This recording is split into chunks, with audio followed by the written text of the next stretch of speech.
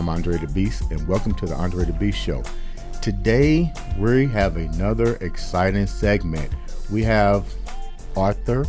I believe I said that right, didn't I? Did I say the right word? Arthur. My co-host, Jordan, is with me today. She will be giving me the stink eye if I do not do this right. So, today we're going to talk about a word that I have a very hard time saying, and it is called what? Branthropology. Say that one more time. Branthropology? Do you know what that is? Not so much. You know what? We have someone here. Did I even say it right? Did you say it right? Well, I'm a branthropist, but you can say branthropology. I guess that would be the study part of it. Well, that's the It's study of branding. Yeah, the study of branding. You're fine. So, who do we have Miss Yolanda Smith here to talk just about that particular word, which is called Branthropist. Don't look at me because I can't pronounce it. Okay. So, Yolanda, welcome to the show. Thank you. Interesting journey with you. Corporate, now branding. Tell me about what's going on here.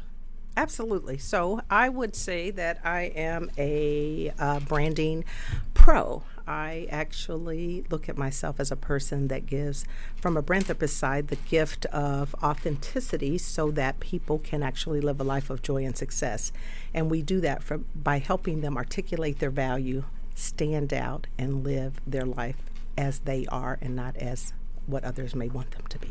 Is that difficult for people to do? Is it a craft? Is it something that people should already know how to do? What made that particular ideology come to you? Well, for me, I think it's been a journey. Mm-hmm. And part of that journey started with me being in corporate America for quite some time. And I'm still there, working on the downside, of course, but and looking at really pursuing my passion. So what it all boils down to is how do you really get the reward that you want in any situation, and what does it take to do that? And I think what we've done over the past is historically worked on a business brand. We worked with companies. We are out there, promoting their brand, but not recognizing that us as individuals are brands. You're a brand. I'm a brand. We're all brands. So the key is are you then intentionally and strategically managing your brand, or are you allowing someone else to do it for you? Explain that to me. When you say, so you're saying someone telling your story versus you telling your story. You got it. Sure. See, you're on it now. Yeah, You're on it. So what it is, essentially what it is that if you think about what is a brand, so let's back up a second, because a lot of people don't really understand what personal branding is. And personal branding is really about how others view you. Yes, it's reputation, it's image, but in essence, we can boil it down to what do people say about you when you leave the room? When they're gossiping, is it positive or is it negative? Jason, what are you saying when I leave the room? You will never know. But essentially, that's what it boils down. It's the relationship that they have with you. So first of all, as we understand that, it's really about how you define yourself, how you articulate your value to others. What is your promise to others? Because the mistake will be made is that your brand is something you should sell, and that's not true. You can market your brand, but it's really about the value and the promise that you deliver to others. Because if you do that well, then that comes back in the reward of monetary relationships, things of this nature. So that's the brand piece. And a lot of people don't realize that they need one, and I was one of those people. When did you realize that you actually needed one? What was the things that inspired you to just wake up? Because I know we go way back, so I know your ability to impact the masses. I was one of those that was impacted by you as well. So what was the chain of events that actually led you to say, you know what, I need to brand myself? Because you're right, a lot of people Why did you want to? Yeah, why did you want to? So essentially, being in corporate America, what I saw is that I knew that I was very capable and competent, but I wasn't moving at the rate that I saw others moving, whether they look like me or not. I just didn't understand what was going on there. And what do you mean wasn't- move the rate? I didn't mean to cut you off. What do you mean like moving with the rate that you saw other individuals? Does that people mean getting advancement? promotion, that Okay. sort of thing. Okay. So I was going, but I was at a snail's pace and other people were going faster. And I'm like, well, how do they get to go faster? What am I missing here?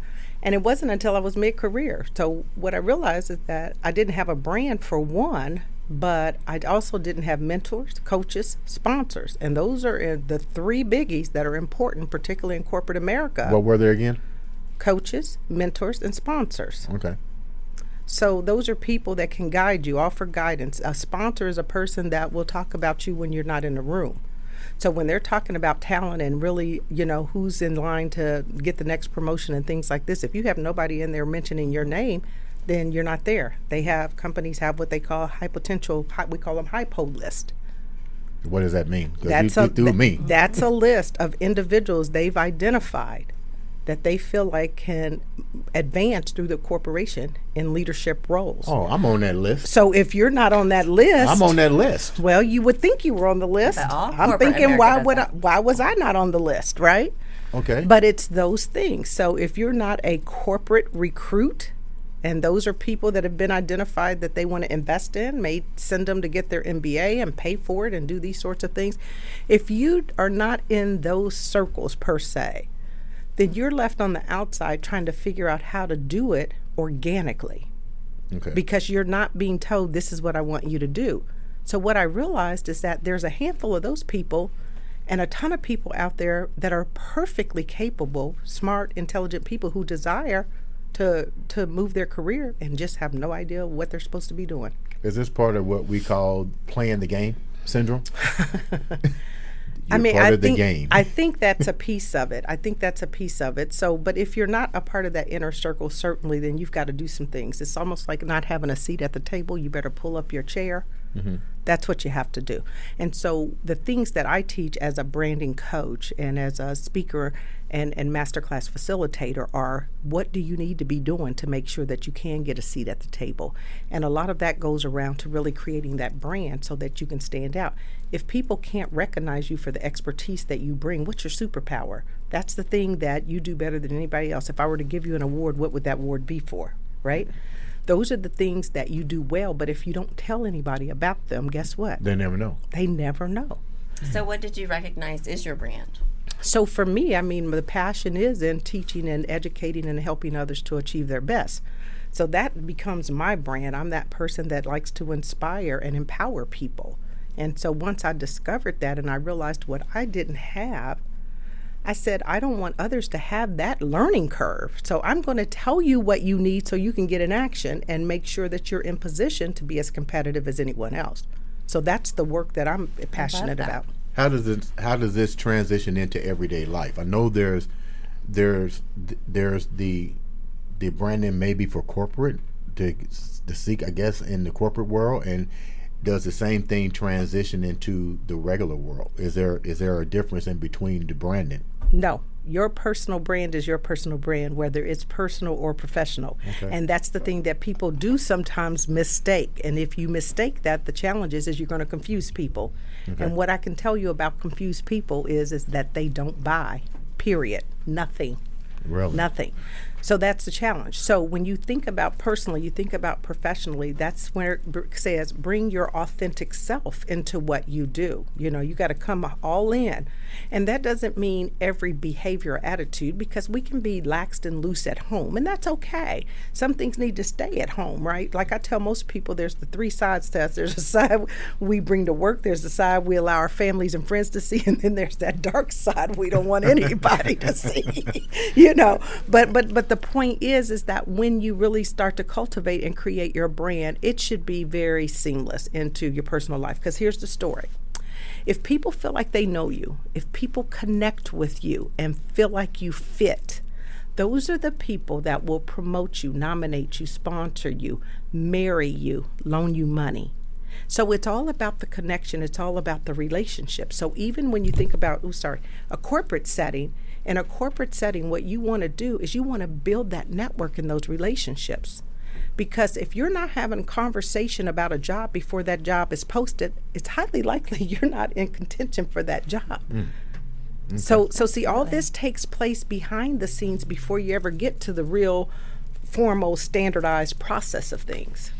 Do you find that most individuals in not only the corporate world, but just in general, people in general you come in contact with, evidently you see their weaknesses? What is some of the weaknesses that you see in people every day, that just a simple thing that you can do to change? Like, if I'm going to therapy, I always tell my therapist this: you're good at what you do, but you can't give me a whole bowl of cereal. It's not going to function. So what's the first thing that you recognize with people that have potential, or that you see and say, this is what you need to work on first? Is there an order of operations to get to this level of branding? I can't say that, because you got to meet people where they are, right? So there's no cookie cutter approach, but there's a few key things that need to be involved and implemented no matter how you look at it. And the first one is just simply recognizing that you need a personal brand. And I was getting ready to say that, recognize. Yes, and a personal brand is a requirement. It's not an option. Okay. So that's where we go short, because people don't think personal brand, pertains to them. Why? Because back in the day, before we were all connected through the digital technology that we have today, is that it was for stars and famous people. Those are the ones that had a brand. I mean, think about it. There was a time where a business card was how we branded ourselves, right? Is there a key, though, to personal branding? Because it just seems like everyone needs that oomph, and not everybody carries it. Right. So how do you go about developing it in someone? Well, I think it's a process, and just understanding that as you go through a process, which is the things that I teach people, you have to really understand yourself and know yourself. So first is recognition. Second is really knowing yourself and understanding yourself. Third is you have to understand how others perceive you. So it's taking a brand assessment so that you know how others perceive you. Because if you don't understand that, then you don't know where your blind spots and gaps exist, right? So there's nothing you need to do, because you just don't know. And when you look at it from different perspectives, it could be as it relates to your personality, it could be skill sets, it could be strengths, weaknesses, right? All those attributes could come into play. So you have to make that conscious decision. But then once you understand that, and you understand what your superpower is, so we go through exercises where you uncover your superpower, your value, your purpose, what differentiates you, and things of this nature. But once you understand that, then you can cultivate your story.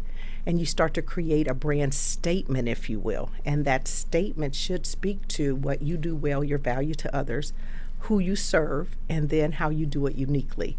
And then you start using that in your everyday play. So social media is a great platform. How's that? Well, because it allows you to, at a touch of a button, at a click, at a tweet, to be able to put information out there. And again, if you're not telling your story, someone else is, and that's very risky, because the way they perceive you may not be how you want to be perceived. Did you find that a lot in your journey to writing this book? Did you see a lot of that people were telling your story and you was like, hold down, this isn't me? I've had situations where that's happened, but I think I have done a fairly good job of being able to articulate who I am, because I'm not the most quietest person in the world. I don't mind. I know that. I don't mind saying it, but it's kind of interesting, because I did encounter a situation where someone didn't know me and had some biases and perceived me to be one way and ran with that narrative, and me knowing branding but thinking, okay, she's just whatever, and didn't pay attention to it, and it actually caused me some professional harm. Amazing. So I think the thing is that you want a brand, and you want to be proactive about having a brand before you need a brand. Because if you're waiting till you're in a crisis to get a brand, it's like working behind the 8 ball. Sort of think about it. A dentist tells you to brush twice a day, right? If you don't brush twice a day, the odds are you may get cavities and gum disease, right? Yeah, gum disease. Yep. So it's not that it's going to be impossible to fix that, but think about how we're behind the 8 ball now when we could have been proactive and prevented it, right? Similar situations. Right. You had a question? So once you have your brand, what do you do when other people come against you and they're not recognizing your brand? So they are saying the opposite of what you stand for. How do you go about correcting that? Yeah. So the key there is to really, we have to step back out of ourselves. There's a couple different categories. let's get these out the way. You're going to have some haters, right? There are Always. haters always out there. Haters. And those are the people that you may or may not choose to respond to, because here's what's important. It can take you years to build a reputation and 5 minutes to destroy it. So you want to be very responsible in terms of how you respond to this madness out there. And if that's what you see it is, sometimes silence is golden and it doesn't warrant a response. If there's someone in your influence circle and they are seeing you differently than you see yourself, you got to just take a step back. We're going to always take a step back and say, okay, we're going to take accountability, because we got to have a strategy for when we have a crisis, right? Try to understand why that person feels that way. And then if it requires an offline conversation to really clear up some things, it may be worth doing that, particularly if they're an influencer. But what I typically tell people is it's not about going from bad to good. It's going from bad to worse when you're in a crisis. So you just want to be very intentional and thoughtful about how you respond and not spout out. And the other thing about social media is, if you think about it, once you say it, it's out there. Yeah, there's no take backs. I don't care if it's, what is it, a Snapchat, Snapback, or whatever that's called, where you're supposed to put it out there and then it's gone. No. It's still there. It's still there. Everything's still there. So I'm gonna ask you a question that's with what's going on today. How can what you're doing right now with this branding be implemented? I guess that's the word I want to use. With what we're dealing with today, can this method of self-identification help us move forward with all the stuff that we're dealing with now with social identity crisis, the identity things that we're dealing with now? Because get real, let's think about it for a minute. We're the platforms right now, and we talked about this. Yes. And you know where I'm going with this. Yes, I do. I don't need a LeBron James to speak for me. Right. And it kind of undermines me to an extent to think that people would allow an athlete that makes millions to tell my story if I'm barely living paycheck to paycheck. You see where I'm going? I do.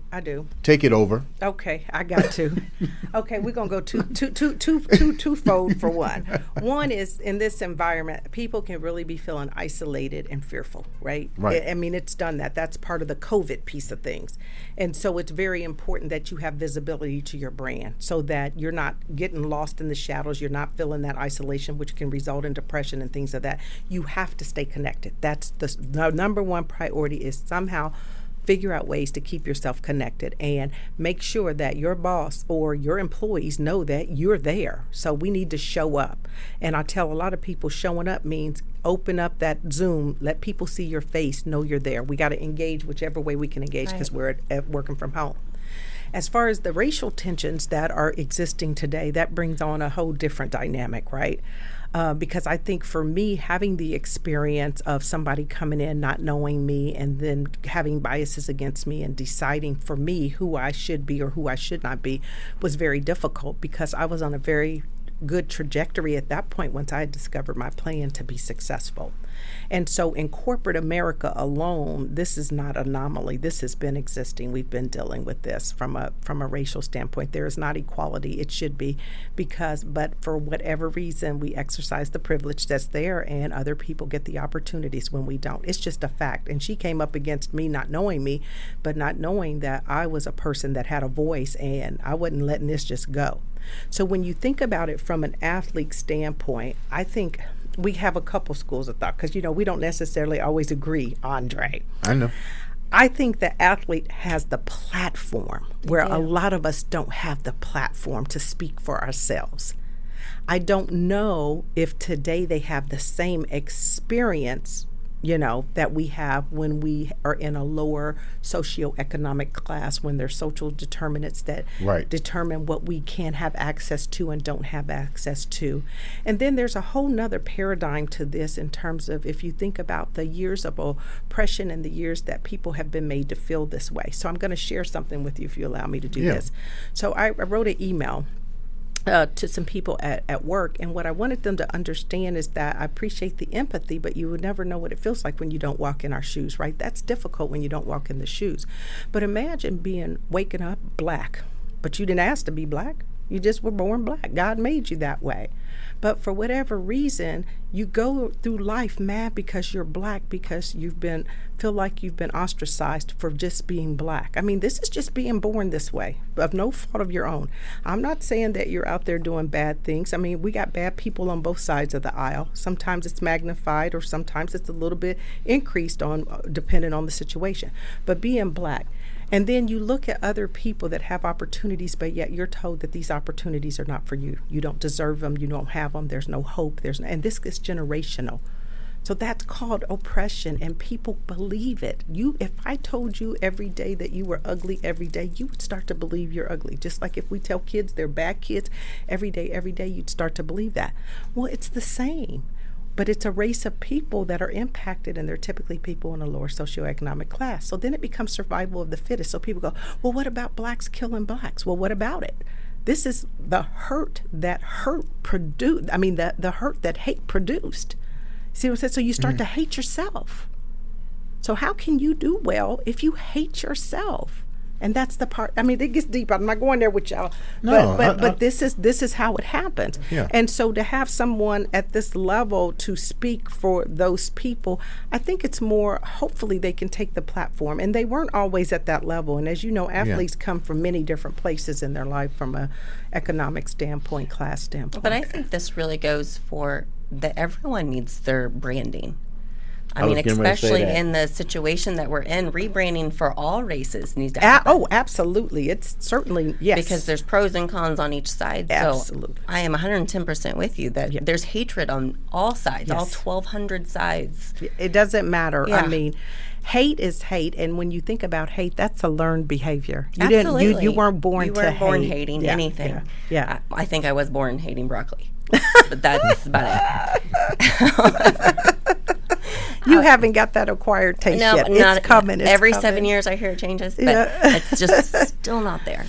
But Yeah. no, I agree. Like what your book is about really it's meant for the state of our world right now. Yeah, It's I agree. amazing. It really is. Yeah, and it's from amazing. all parties, from political parties to races to genders, all the above, it's imperative that we each create our own brand, and most of all that we start implementing love and kindness And tell our story. and tell our story, Yeah, not yeah. because we're bitter, but because we're growing. That's exactly right. So when people always talk about getting back to normal, I was like, hell, I don't know that I well, like what normal. normal is, yeah. I don't even think I liked normal. Why want to go back somewhere? Why not get to better? So I'm Yeah. encouraging Yeah. people, don't go back Never to go normal. back. Get to better. And there's an opportunity to do that by just taking some deliberate steps to make yourself the best you can be and stand out so you can get the recognition you deserve for the expertise that That you sounds have. like the magic word that we're here, and it's called beast. Keeping that positive attitude, and when people tell you that you can't, you say I can. And when they become optimistic or pessimistic, you reverse those roles. But my question to you, this is a powerful book that I suggest everybody pick up and read. But more importantly than that, there had to be individuals in your life that made you, I'm going there. I was one of them, made you where you are. Tell me about that. Well, I think if you surround yourself with positive people and you surround yourself with people who love you and genuinely care for you, and when I say that, I don't mean people that are going to be your yes people. We need people to tell us when we're wrong, people to challenge us to think differently, to do better. And when you surround yourself around those type of people, even when you're moaning and groaning about it, in the studio with you moaning and groaning and crying every step of the way, but they don't let you, they hold you accountable. That's about accountability. And it's about really moving to the next level. So I've had some great people in my life to do that. Was there one person in particular that you He's can... really hoping you're saying him. If That- you could just give that example real quick. Well, I've already helped her in the gym, so I mean, there's Yeah, nothing I can do I need now. to get back in there. I got the COVID going on, but But was there one person that really impacted you that you look back and go, wow, I'm here because that person really played it forward and left a lasting impact. Who impacted you know what? Believe it or not, it was my mother, and I'm gonna tell you why. Okay. My mother actually told me I could be anything that I wanted to be, and that nobody was better than me, but I was also not better than anybody else. But she said it so much, it goes back to that hearing the message over and over and over and then believing what she said. And so I think what it did is it instilled the confidence in me and the assurance in myself that I needed to move forward. So no matter what the obstacles are, what I encounter, I'd be like, my mama said I can be whatever I want to be. You can't tell me what I can be or what I can't be. So, I wouldn't take no as no. I just take it as not right now. So but I'm going to figure it out. Awesome. Yeah. So tell me, what was the lowest part that you encountered before the book, before the corporate America? There had to be a moment in your life, because let's get real, our life isn't bed of roses. No. Take me down a moment that you go, wow, I can't see the forest, but you still figured out a way to get beyond that because you had to, or this book wouldn't be sitting here right now. So Yeah. So there was a something that happened. Tell me about it. Well, there were moments that happened in my life and through my career, and I think part of it was really understanding what my values were, and a big one is people being treated unfairly. And so I will tell you that throughout my career, I've gotten in a lot of trouble for defending or taking up for people or inserting myself in things that I didn't have. It wasn't my business, but I saw that it wasn't right, so I would speak up and stand up. Then you go beyond that. You have personal, tragedies and things like that to happen. I shared, I was in a bad car accident in 2017. I was rear-ended by a texting teenager at 45 miles an hour, and that changed my life because I walked away from that accident, and I certainly shouldn't have. So I knew my time wasn't up. And you think about things like that, and losing your dad to cancer shortly thereafter. My mother's dealing with cancer now. Life is precious. But what it made me figure out is that at the end of the day, if I can help someone else, if I can inspire and impact someone else, not to be me, but be better than me, then my job will be well served. So I can walk away, and leave this life knowing that I left a footprint to empower others to be their best self. I think we just talked about that. I think Paul and David, that was on the last segment, they addressed that beautifully by calling it the ripple effect. You want to leave that lasting impact on people, and that's what it's about, doing that. So my next thing to talk about is, you're always doing something spectacular. Tell me about this other book that you got coming out, or should I not have said it? Well, we don't know what that one's going to be just yet, but I do have in mind a book, and I'll tell you why. I think that I am struggling right now with the idea of whether diversity and inclusion in the corporate sector helps or hurts the minority employee. Explain that. Well, I feel like for me, there have been moments where I have been the diversity slate, where I've been granted interviews for positions when I feel like the leadership or the hiring manager knew full well that had no intentions on hiring you. I went through that, yeah. How does that make you feel? Because it really hurted me when it happened to me. I told you that story. It hurted because I went to a school that was looking for a coach. Yeah. And he's like, you're one of two, but you're in the running. But I'm also aware of my surroundings. Yes. So the back of my mind, I'm like, I'm knowing I'm going to get it. First of all, I know my surroundings, I know where I'm at, and then more importantly, the situation was, you already know who you was going to hire. You got to check the box that I came in. So how did that make you feel doing that? Well, I think what it does, once I realized it, because it was boom, boom, boom, there was interview after interview after interview.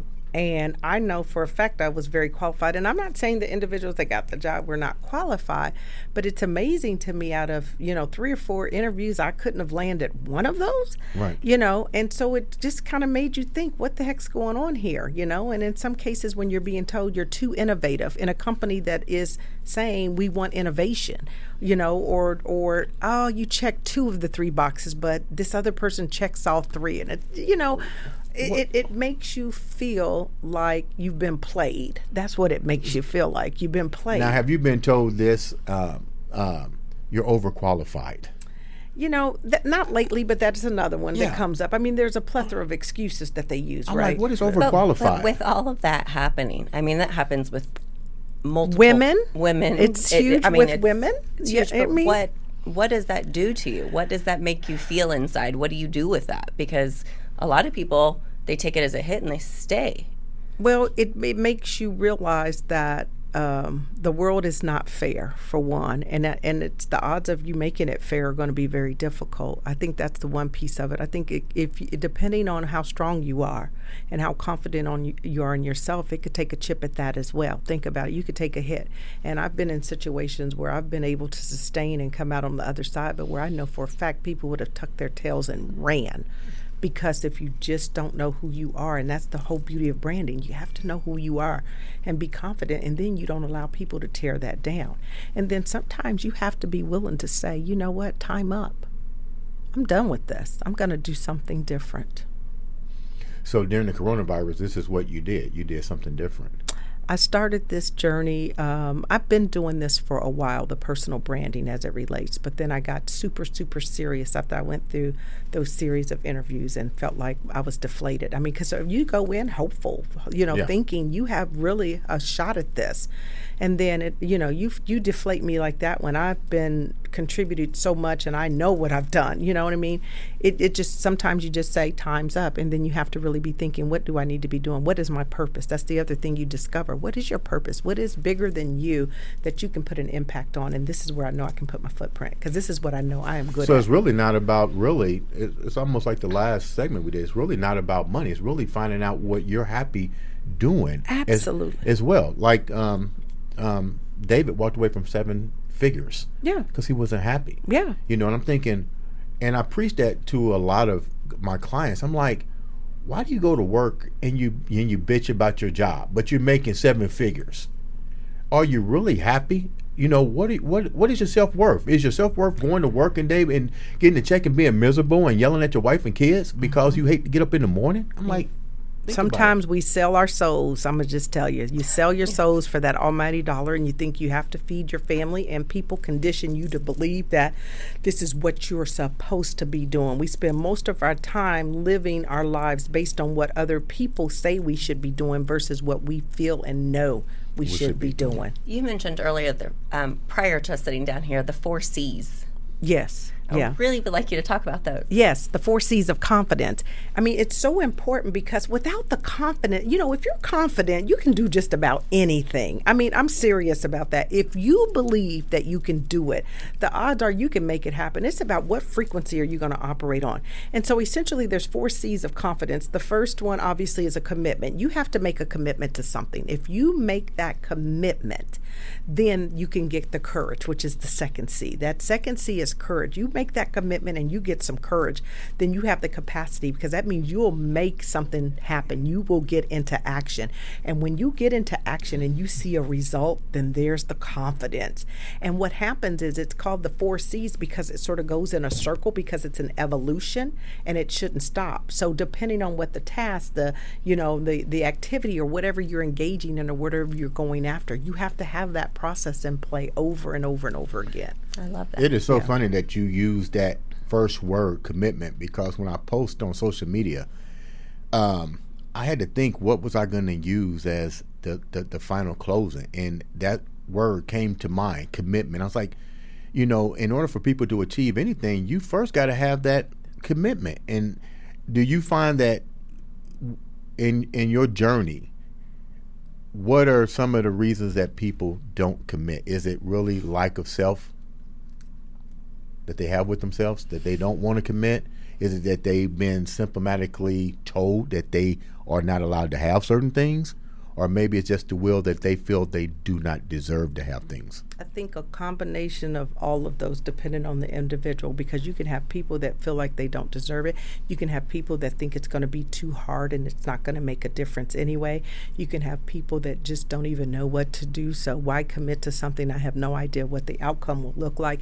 I think we can come up with a whiteboard full of excuses as to why you can't commit.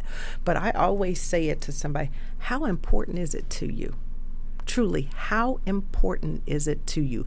Because things that are important, we seem to make the time is one that comes up a lot, right? And put the energy and the investment into it. And that's the other thing. We will invest in everything: a new handbag, a pair of shoes, a vacation, this, that, and won't even invest in ourselves. Yeah. So you'll come to a coach like me, and I'll say, well, if you want to work with me, 12 months, $5,000. $5,000.